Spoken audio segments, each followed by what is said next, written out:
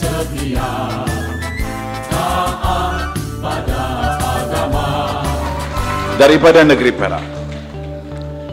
Dan kita berbangga dalam masa yang sama, Datuk Seri Dr. Ahmad Zahid selalu mengingatkan kita perlu insaf akan perjuangan kita. Dan alhamdulillah, tuan-tuan dan puan-puan, saya sering kali sebutkan bahawa dalam sejarah kita, sejarah UMNO negeri Perak, kita tak ada orang nombor 2 ataupun timbalan Perdana Menteri lagi. Dan sekarang ini alhamdulillah kita ada seorang tokoh kita daripada Bagan Datuk, daripada negeri Perak kita, tuan-tuan dan puan-puan, alhamdulillah. Jadi dalam suasana ini kita marilah kita jaga parti kita UMNO dan juga Barisan Nasional, termasuk juga rakan-rakan daripada parti komponen sekalian.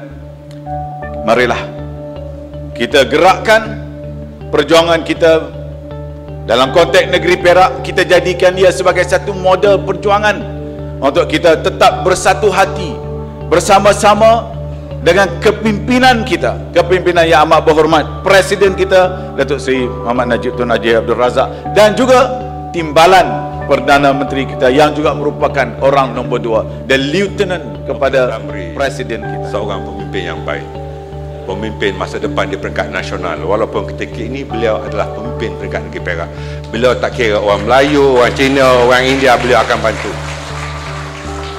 Saya nyampaikan mesej ini risalah, ini cara bergurau, tetapi itulah keadaan sebenar. Perak beruntung kerana berketuakan yang amat berhormat Datuk Seri Diraja Zamri Abdul Kadir. Saya hanya menumpang di pokok yang teduh dan berlabuh di muara yang tenang. Sesungguhnya pokok yang rendang dan muara yang tenang itu adalah yang amat berhormat Datuk Seri Dr. Zamri. UMNO terus